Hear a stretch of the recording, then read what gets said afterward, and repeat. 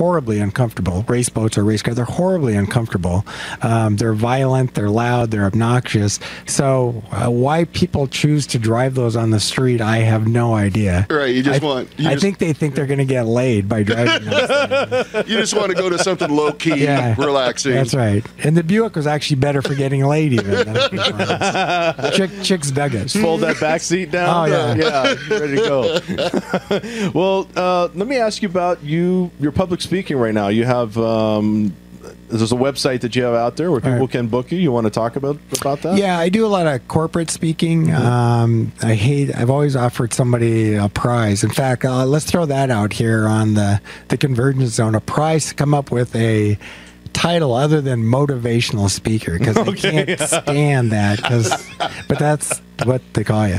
But yeah, I really enjoy that. It's a chance for me to talk about what is important to me and what I found worked in my life and what didn't work in my life, and it's gone over really well. People really seem to. And what's the website on that? How would they contact you? It's just chiphanauer.com. Chiphanauer.com. Okay. Yeah. No book to push. No, just your personal experience? No book to push. Yeah, just it's anywhere from 30 minutes to an hour, and I enjoy doing it a lot. It's free, right? It's not free. Well, no, it is free.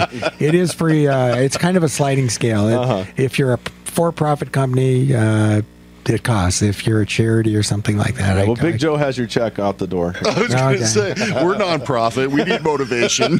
We would be zero. I'd be paying you. Yeah, exactly.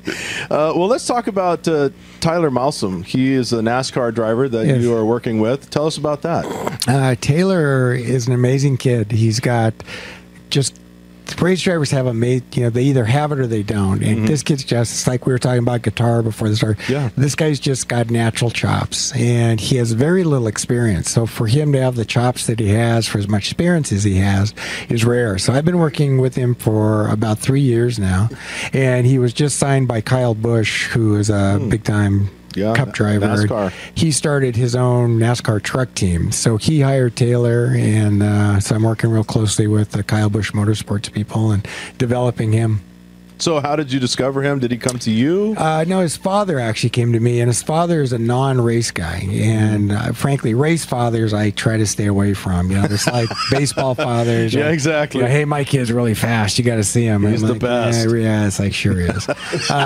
So I really kind of put it off, and the father asked if we could just have dinner. I had dinner. He says, look, he goes, I don't like racing. I don't know anything about it, but everybody's telling me my kid is special at this. So I went to a race, and I really went expecting that he's going to be just kind of another wanker kid who thinks he's fast. Right. But it was obvious the kid really was good. So I've just been with him for about 3 years, and he's just rocketed up to the point where when Kyle Busch likes you, then that's big time. That's big time. So no, he's a local kid, right? Where is he from? He's a local kid. He's from Issaquah. Okay. I mean, it's amazing how all of a sudden the Northwest is prominent in NASCAR.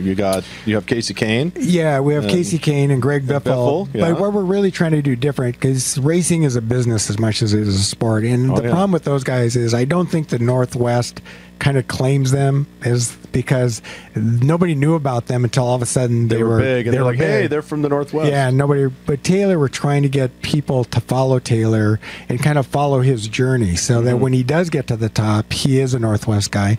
And we're trying to get Northwest companies. We are really trying to be totally Northwest company sponsored. The easiest thing to do is go take anybody's money, but I would like Taylor to be thought of as a Northwest sports franchise, supported by Northwest companies. So. Well, we have $5. Can we get our sticker on the car? Be this big. Yeah, for $5, we put the sticker actually on the tire. On the wheel, yeah. On the tire.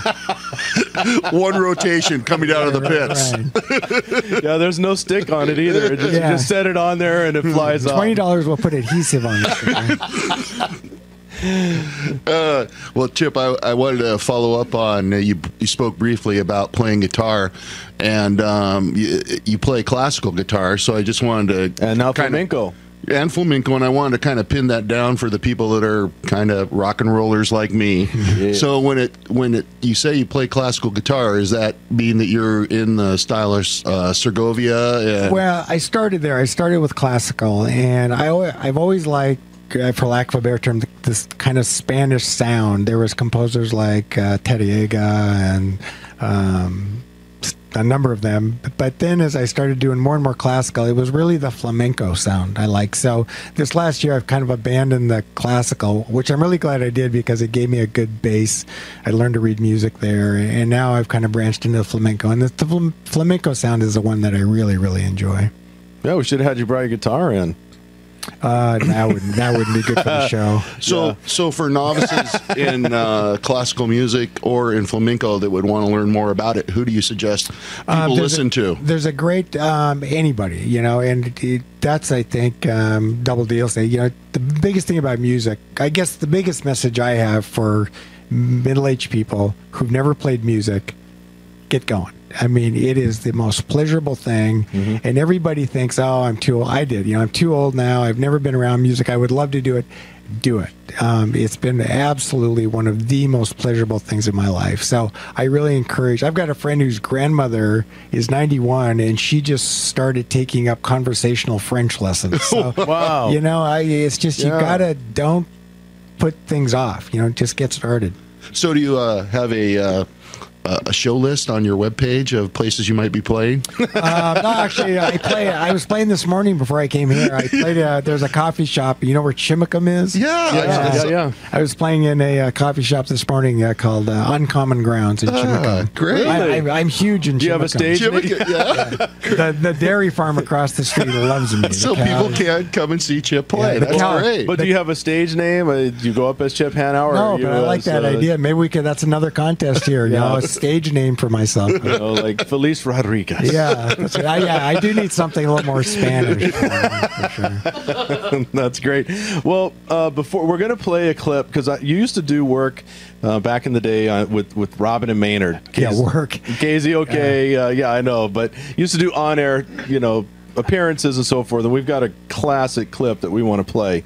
But before we do that, I want to talk for a moment about the time you lost your voice. And I know that it's documented, a lot of stories done where it was a really tough time and how it came about, but I'm just curious, your take on it, when it first happened and didn't know if it was ever going to come back, and then all the way to the point where now you have injections, like you said, like every 90 days, and really left you kind of depressed. Just for your listeners, that's not heroin injection. Let's clarify that. I'm not between the toes. Not right. I have a neurological disease called dystonia, and what it does is when I think to speak, my brain confuses the signal and tells my vocal cord muscles to lock shut. So I can barely utter a word. It's really even hard to imitate myself.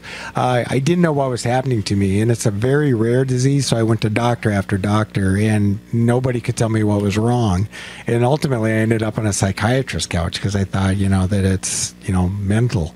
And he said, well, he was very funny, actually. He said, you may be crazy, but I don't know why you can't talk. I don't think they're related. And I was actually diagnosed by a layperson at the SeaTac airport who heard me. And really? He walked up and he said, I heard you try to speak. Do you know what you have? And I said, no. And he said, you have a thing called spasmodic dysphonia. It's very distinctive. When I can recognize it in a second. So I flew back to Mount Sinai Hospital in New York, and I was diagnosed by Dr. Bryn there, who came up with this therapy of injecting my vocal cords with Botox, which is what people use to get rid of wrinkles. Your neck looks really good. Yeah, well, it's funny you should say that because I've often envisioned my autopsy where they go, this guy looks like shit, but his vocal cords look like those of an 18-year-old. So it's been a real saving grace for me. And what happens is I get an injection and I get voice for about 90 days, and then I start losing, and then I go in for another injection. And so it's this ongoing process. And my voice is different every day. I sound different. As I progress through the injection, I sound different every day. But I never sound good, just different. Oh, yeah, you sound great. But that time was hard for you, wasn't it? Yeah, the biggest... I became horribly depressed. I just didn't want to live anymore. And I didn't know what was happening to me. Nobody could tell me what was happening to me.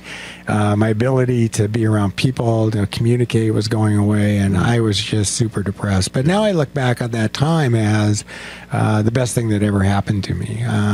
Because, you know,